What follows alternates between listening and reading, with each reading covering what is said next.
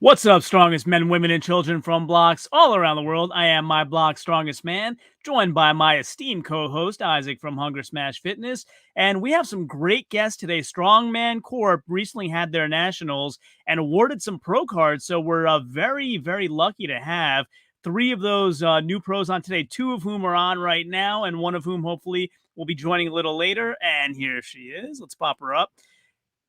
And so here's our three new pros. We have Jessica Mitchell, Jessica Helms. When one Jessica is not enough, we bring on two. And we have Nancy Johnson. So welcome to all three of you. Thanks for joining us. Thanks. Jessica Mitchell, no wine this time. No. No. Doing the 75 hard. So outside of like celebrating post competitions, I haven't been drinking, which is you have a lot of celebrating to do. You've been pretty successful lately, so congrats to you. You're pro in both organizations now, is that right? Apparently.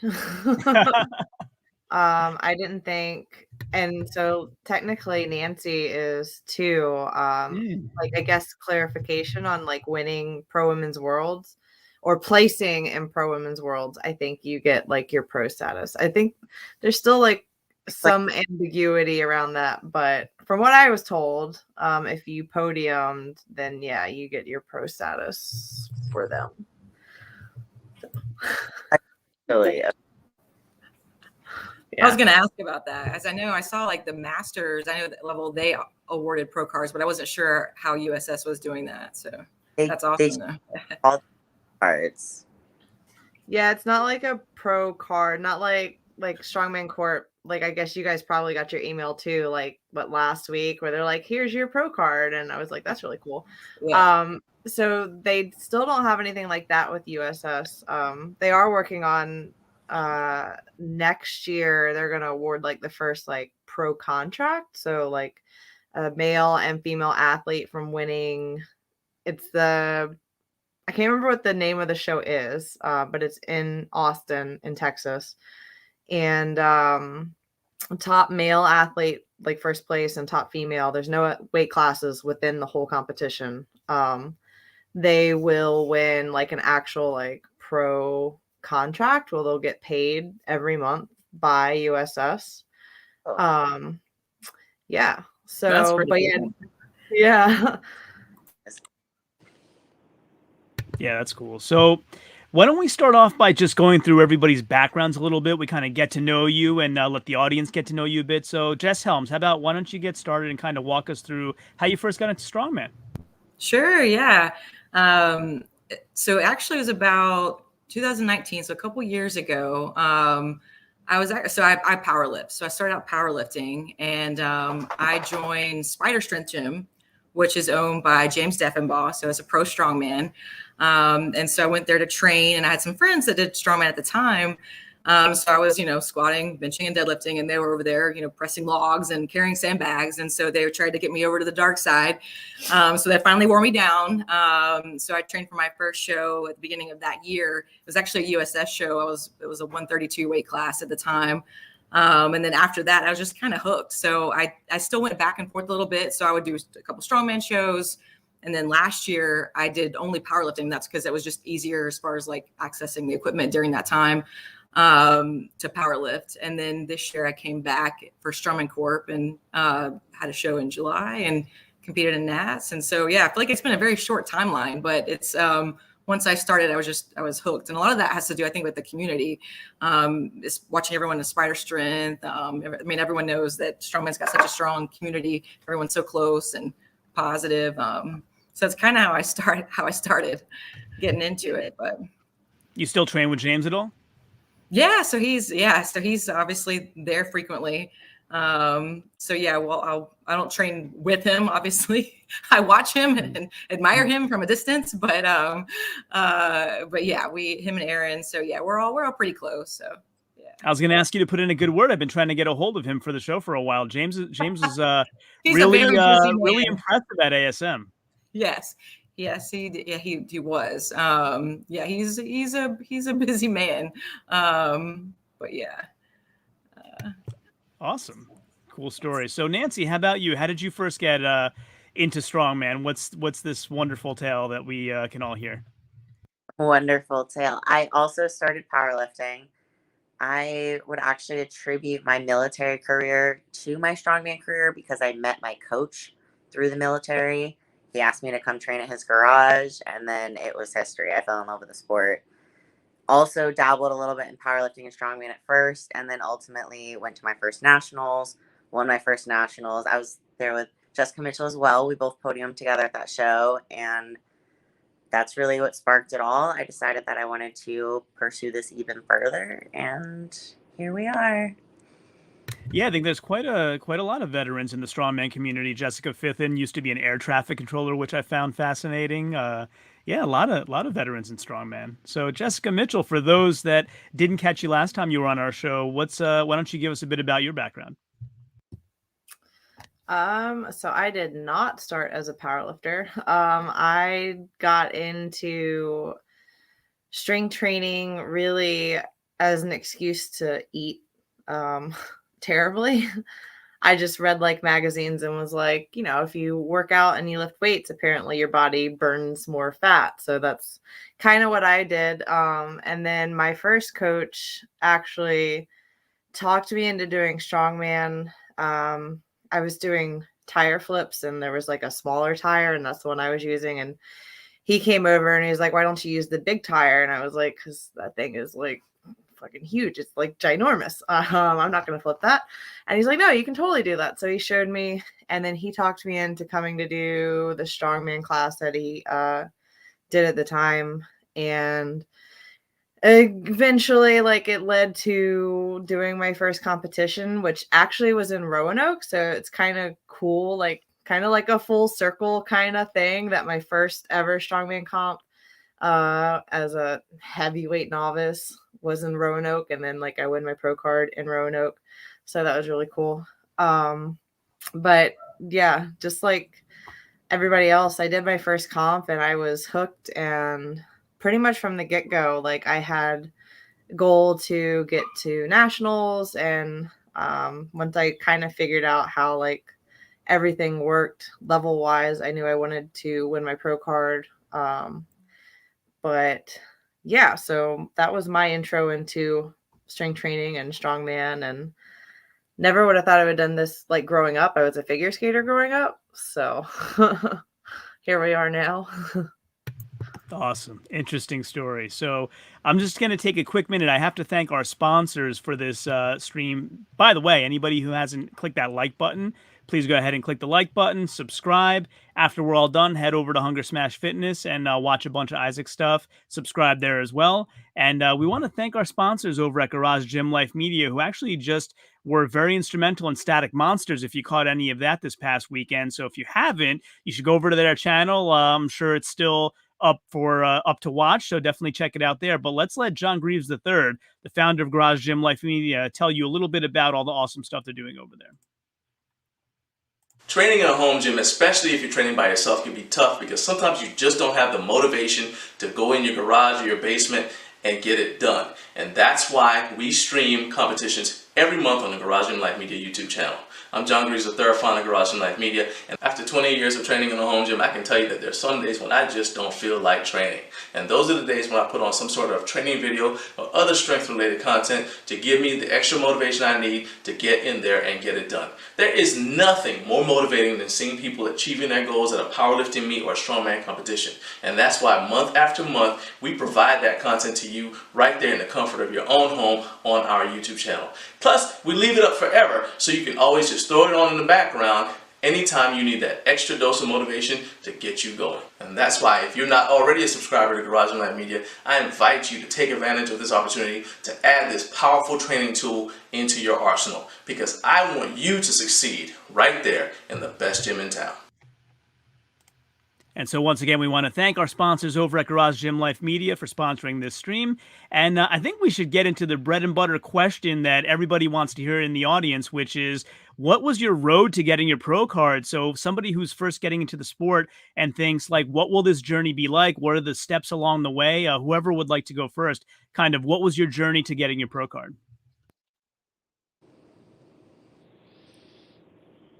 Okay, I guess I will talk.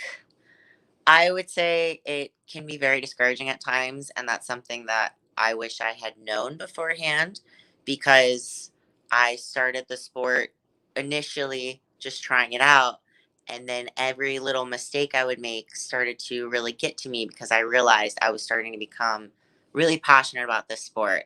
So you have to be prepared for those letdowns, of course.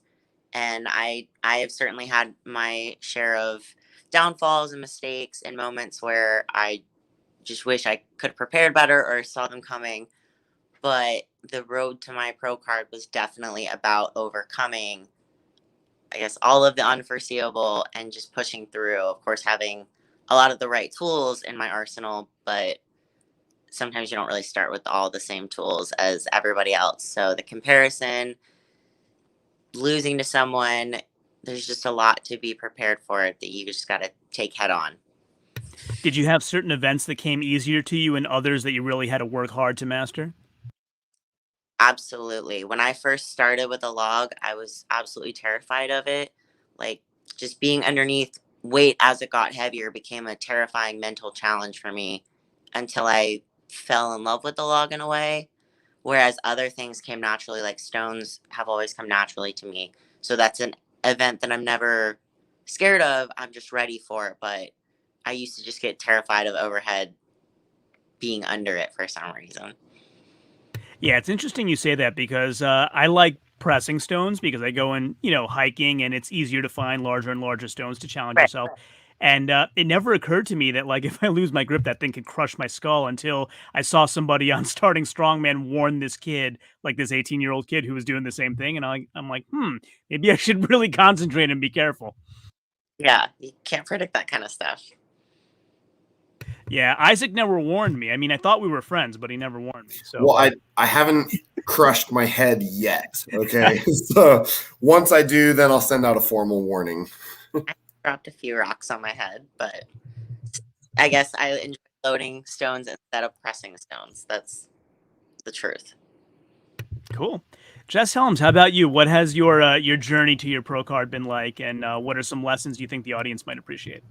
Sure. Yeah. No, I mean, I honestly didn't expect. This was my first national, so I wasn't really sure what to expect. I mean, the only shows I've done 4 shows before Nats, and they were all local, right? So you just don't know. Like, it's your first time trying to figure out, like, how do you rank against other people? How competitive are you? The journey, and I can relate to a lot of what Nancy shared, but a lot of it too was just putting on some size, right? So I mean, I started out in the 132 weight class, and I kind of just felt small. And I hired a coach, and we're actually good friends. Isaac Smith, he's also a Strongman competitor, and he's like, Jess, you got to eat. So really just having a better relationship with food, eating, putting on some size, being confident.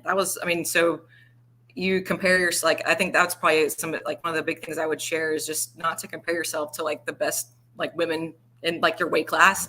So, celebrate the small victories, be confident in what you're doing, even if you're not always confident, but you can't, I mean, obviously if you're pressing a log over your head, you can't hesitate.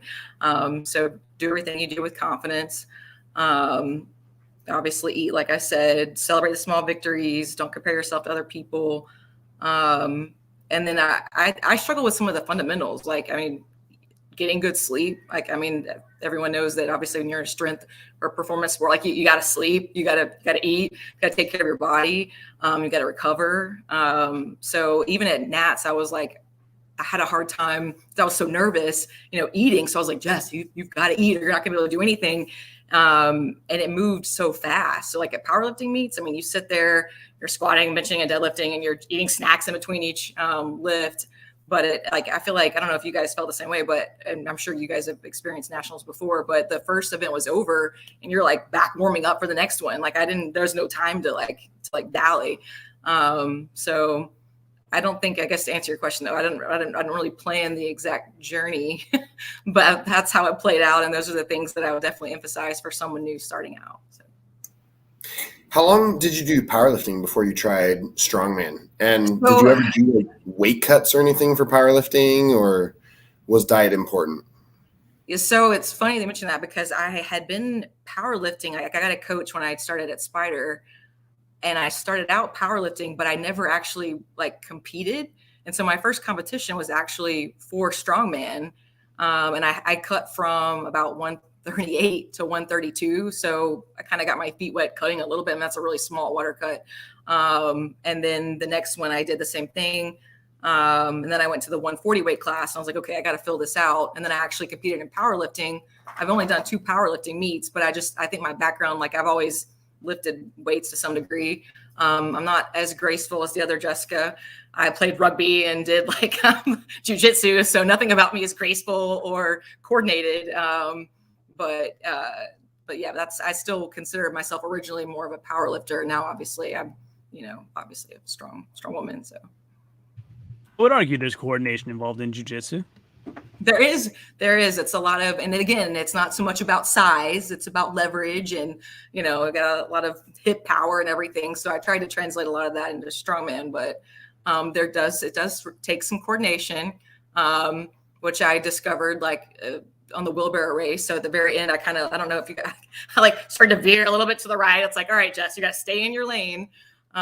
Worried about the sandbags too. I was like, I'm going to knock somebody out. I got to keep it, like, I got to get it together, but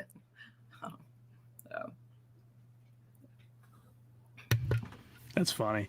And Jessica Mitchell, how about your story? What has your road to the pro card been like? I mean, this year has definitely been one of, I think, my craziest. Every year I'm like, I'm not going to compete that much. And then I end up doing like 5 or 6 competitions because I'm insane. But I honestly wasn't expecting to get, especially like Strongman Corp Pro card this year. Like I said, it was one of the goals that I've had since I've started doing Strongman, but going into nationals, having competed not even like a week before that, I kind of didn't really like expect this to happen. But as far as like, I guess what it takes to get to that point, for me, it's all about obsession. Like I said, I start off every year saying I'm not going to do that many competitions, but then I sign up for things, and I love competing. I like competing with myself. I like competing against other people. So I think like to really get to that point, you really need to have like that kind of like competitive spirit. Because kind of like Nancy said, if you go to a competition and you get your butt kicked by somebody else and you're not like fully like prepared to deal with that, like it can really discourage you. So I try not to like go into any sort of competition like thinking, oh, I'm going to be the best. Like I always go in thinking like, okay, just don't screw up. Like that's that's like goal number 1 is don't screw up. And then goal number 2 is just try and play the game, because strongman's definitely the kind of sport where it's like chess. Like it's like Nancy and I compete against each other, and we'll probably be competing against each other for all the time. So like I know the events that I absolutely don't stand a chance to beat her in, because she's a dominant like athlete. She's just so strong, and I'm like, I know what I can't beat her in, but then I'm like, okay, what can I try and beat her in? The moving event. Yeah. Yep. It's definitely a chess game. And I think to get to like, I'm sure there's a lot of people that have like just really good days and, they happen to just fall into winning their pro card. But I think if your like goal is to get to that point, you've got to be competitive, and you've got to be able to take like the bad days, and you got to be able to play the game of strongman, because it's definitely a game for sure. Yeah, I think there's a lot more chess going on than the casual observer would understand. It's not full exertion on every event. It's, playing the points and that sort of thing. Oh yeah. Well, like at nationals when we were warming up, a lot of people were running the wheelbarrow, and I was like, I am conserving my energy. I am way too lazy to run that more than I have to do.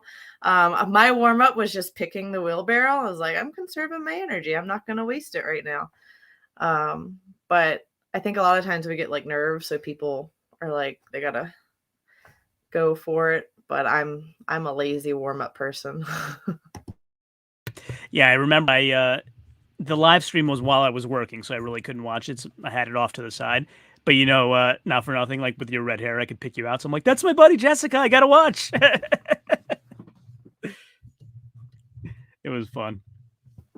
I had a couple people tell me that's how we knew it was you. We just saw the red hair like going back and forth. I was like, that's me. I guess I can't ever dye my hair any other color because no one will know who I am. Yeah, I think I caught a little bit of bag over bar, so that was definitely fun. So yeah, I mean, speaking of nationals, what are all of your experiences? Whoever would like to go first, like, how do you think it went? What did you like about it? What did you not like so much about it? Which events did you kind of have more fun with, less? Just what were your overall experiences at nationals? I'm just gonna say we had no music that whole weekend.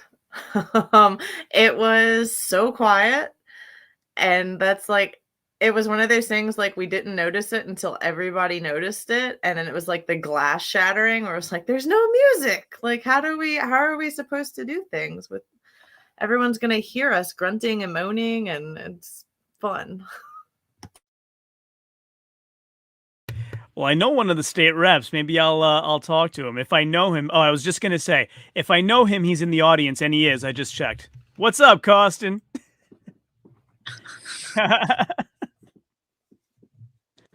I would say that this year's nationals was probably one of the best run major shows that I've been to, volunteering or being a part of it.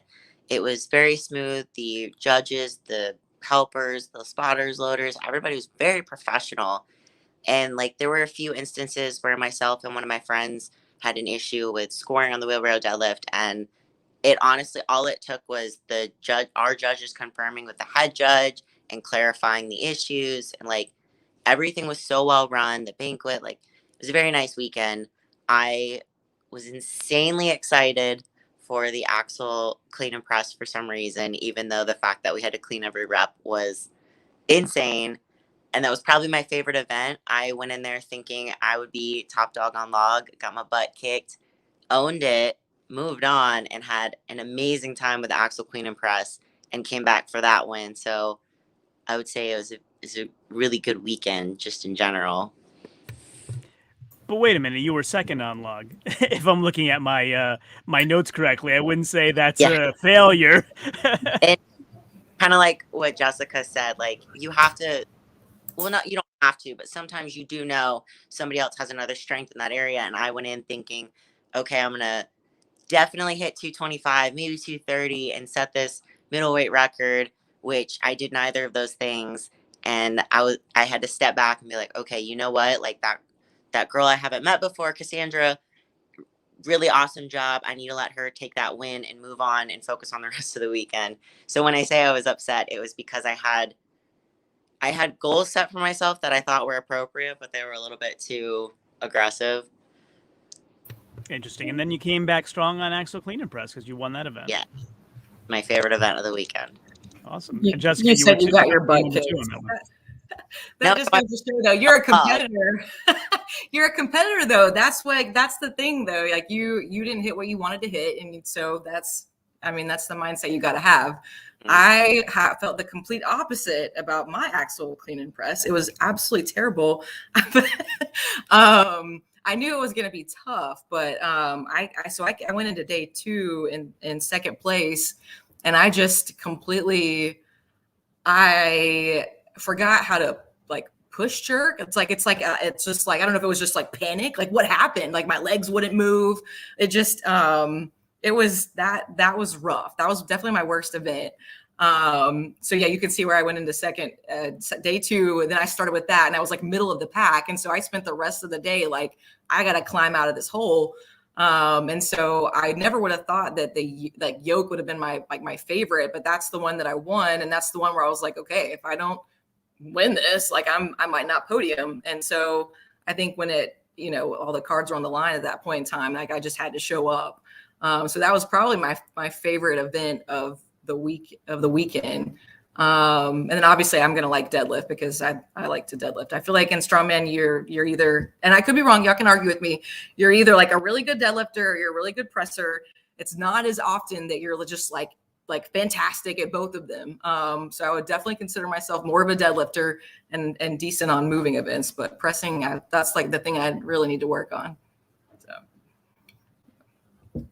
What do you think, Isaac? Is that the case? You're either a good presser or a good deadlifter? I would say like Marcus Crowder's pretty close on both. Yeah, I was gonna say there's like a handful of guys like Wesley Claiborne and stuff who are like they're pretty good at just about everything. But I think generally speaking, in my experience from watching competitions, yeah, you're gonna have someone who's really good, deadlifting and really good pressing, and not usually both, but. You do have actually, I just thought of the ultimate example, Andrea Thompson. I was about to say Nancy's definitely a presser and a deadlifter. She agreed. Because you are. I said it's not as common. In you have to be bad at the other one, but yeah, she's definitely great at all of them. You gotta think the deadlift this weekend was a reps event. So if we're talking deadlift reps, I would put that in the moving category because it's lighter. It's supposed to be faster. But in my experience with my group of training peers, deadlifts and overheads usually go up simultaneously, and like things like squats and moving events start to like you either have one or the other. So yeah, I guess it's who you train with. I would agree because I know like I wouldn't say like my moving events are terrible.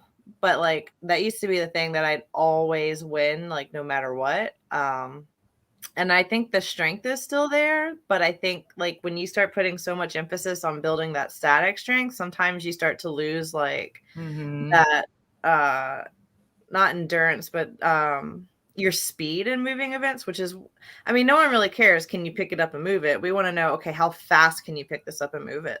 So when you really start like building up that static strength, like Nancy was talking about, sometimes that you take away that attention from another area. Because I've even noticed that in myself. And I told my coach, I was like, I need to start like running stairs or something because I need to start getting faster. Doing hill sprints or something. No lie. Because when I first found you on IG, like all you were doing was moving stuff like yokes, and I think you were doing like a Zercher with a yoke. It was just all running. Yeah. So, and that really sucks a lot. So I don't really like to have to do that. So part of me is like, can we just work on like upper body and not so much the running until I have to start running? And I was like, God, why do I suck at this so much now? I was like, because I don't ever want to do it. And then looking at other people's videos, if they have like a 500-pound log, it's easy for you to go, wow, they're stronger than me. But when you're watching moving events, it's so hard to be like, are they faster? Like, were they faster? Better than me? Like, what do you think weight that they're running around with? It's hard to see what your competition's doing. Not that you should be doing that. I mean, I already said it. You need to know who your competition is so you can play the game. I'm the overly competitive one. I definitely will like stalk and find like who I'm competing against to figure out like, unless it's someone I already know. Like if it's someone I already know, like I'm not stressing out about it. But if it's someone new, like I will like scroll through. I'm like, okay, when's the last time you hit a max like PR? Like, what are your numbers looking like? The under. But most people do that though, don't they? I mean, I definitely did that, but that was my first national competition. I had no idea what to expect, but it's definitely like there's some strategy to that. I definitely did that on the sandbag toss. I was like, okay, I'm probably not going to get like, there's a high chance I'm not going to get that fourth bag over. So the first three, I just have to crush it. Like I've got to really be speedy on those first three. And I was, and that's why, I got second on that just because that just thinking about it that way. And that's not, I don't think it's bad to be like, you're probably not going to get the fourth bag, but it's definitely some numbers game and a strategy game. I knew from last year, I think Aaron Walkla and Nadia were the only two that got all 4 bags over last year. Same like bag weights, and I'm pretty sure it was 13 feet. So only 2 girls got it. So I was like, okay. I'm like, realistically, maybe 2 to 3 ladies this year will have it. So like you, like my goal was to get those first 3 bags. I can get the first 3 bags. I don't have to swing it. I don't have to do anything. Like I just run backwards, toss it over. The 35-pound bag is just like in Happy Gilmore when he's trying to like knock the like ball into the hole. That's me with that 35-pound bag. I'm just like, don't you want to go into your home? Yeah. Like all your friends went over there. Why don't you want to go over there? It's crazy. I feel that. I feel that. I was way too that event. I thought because I had seen everyone struggling with that 35-pound bag, I was like, slow steady. And then I got second on the event, and my coach was like, that was too slow. Like, what was that? Okay, in your defense though, Katie had that thing over, like she knocked all 4 of those bags over so fast. Like I don't think there's any way anybody could have beaten her. It was the Highland training that kicked in. She just went into like Scottish mode and just started like tossing those things over. Yeah. Right. But you're like, all right, just gotta keep focusing on the next thing then. Yeah.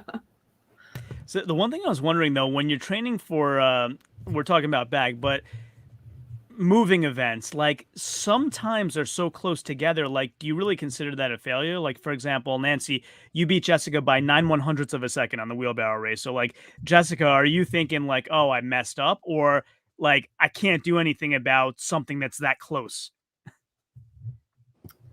I wasn't upset about it at all. Like I know realistically when it comes to something being that close, like honestly, that could have been something as simple as my scorekeeper or horse skirt, like my scorekeeper either being like a 10th of a second slow or hers being a 10th of a second fast. Like on it, like I feel like if we were facing the same direction, we probably would have crossed like at the same time because we were going. I don't know what the video from that looks like, but it's a pretty sweet video where you see me cross the line first, and then her yoke video, and Jessica beat me by, it was either like a second or a second and a half, and you watch her cross the finish line because we were going opposite directions on both events. So both times I was like, I don't know where Jessica is, but like I gotta go.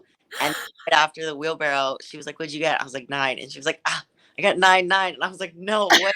Like, what is I dropped the yoke because when I got to the first spot where return, I saw like you were still going. I was like, oh my God. And I got so excited that on the trip back, I got ahead of myself and I dropped the yoke because I was like, oh, I think I might do it. And yeah. And I did, but I got so like, and I wasn't even mad because I always mess yoke up. So that was my goal, was don't mess this up. And I messed it up, but I was like, I'm not even mad because I was like excited when I dropped the yoke. And you won the event. So yeah. So do you prefer competing like opposite to each other or head to head? Because I know personally, I much prefer going head to head because then if I see the other person pulling ahead, that competitive edge kicks in. I'm like, oh, I'm just gonna go like psycho here, and I will win this. But that's just kind of me. Head to head for sure. It just ended up that way because so many of they had set the heats up so that the last heats were the finalists or whatever, and all of the beginning heats were having issues moving the implements, so that we ended up staggered like that. Yeah. Had we been head to head, that would have been even cooler. Yeah. That would have been awesome. What did all of you think of the weights overall? Was it a heavy show, light show, just right show? Which of the Goldilocks bears was it? I thought the deadlift was rude, but that's just like my personal preference. Everything else I thought was super. I mean, I thought it was very doable. I thought it was. Oh, go ahead. I was just say I thought it was very doable too. I thought that I kind of wish the deadlift had been like heavier, so that way I didn't have to, like 16 reps seems just like that's a lot, right? So just make it like 420, do like a handful. Like but everything else was fair. I thought everything was good. I would say it was fair, but it also has to do with your perspective of how you prepped for the show. So like all 3 of us went into it hoping to podium, I believe. so we all trained specifically for these moments to count. Mm-hmm. Yeah, and the other thing I'll say is there were a lot of competitors, so the fact that you podiumed means quite a bit. It's pretty cool. Yeah. I was excited. Absolutely. Yeah, so I mean, probably, Isaac, unless you want to jump in with anything else, we'll wrap up by letting everybody have a chance to promote anything you'd like, any shows you have coming up in the future, or anything exciting you have coming up that you'd like the audience to know about. So whoever would like to go first, feel free. Or sponsors that you want to shout out as well. I guess I'm unmuted, so I will go. I'm doing OSG with Nancy. We're in the same weight class. So there is that. I feel completely unprepared for it. But it'll be also, here's my cat. Say hi, Luke. Hi, Luke. Okay. But yeah, that should be fun. And then finally, after doing 2 competitions already, well, technically 3, because I did Static Monsters on Saturday. I don't know what day of the week it is. It'll be nice to not have to train for events. But I guess outside of that, I will give a shout out to my sponsor, Venator Strength. Because, yeah, they're pretty cool. They're always hooking me up with these really sweet grip shirts. They've got some great deadlift socks that I wear like all the time now because they're really comfy. So you guys should check them out. Awesome. Sounds good. OSG is a few weeks from now, right? Like beginning of November 12th or something? Mm-hmm. Yeah, November 12th to 14th. Yep. 3-day show. That's awesome. That'll be a lot of fun. Jessica, you don't take a break at all, huh? No, like I said, I am crazy. And I run off rage and self-loathing. So that's why we're always doing stuff, because we need to do stuff. It's cool. You're accumulating quite a lot of rewards, though. Your IG posts look like you're more decorated than Hulk Hogan these days. I do have 2 belts, so I might go as like a pro wrestler for Halloween. I don't know. You should. I'm going as Jessica Mitchell for Halloween. Aw. Nice. So, Nancy, how about you? As we hear, you're going to be at OSG as well. Excited? I will be at OSG. I think I'm excited. I would like to say that I love seeing all of I new people, amateurs, more amateurs. Like the amateur side of the sport is growing, and that makes my heart grow a bajillion times. So I just want to say to everyone out there, keep working for yourself and do everything you can in your power to get and receive all the goals and great things you want, because it can happen. And meeting everyone at all these new shows is just such an awesome thing. But I just want to say thanks to all my brand ambassador companies. So Cerberus Strength, Panda Strong Podcast, and Lift Hard Die Strong. And then my sponsors, All Sport Nutrition.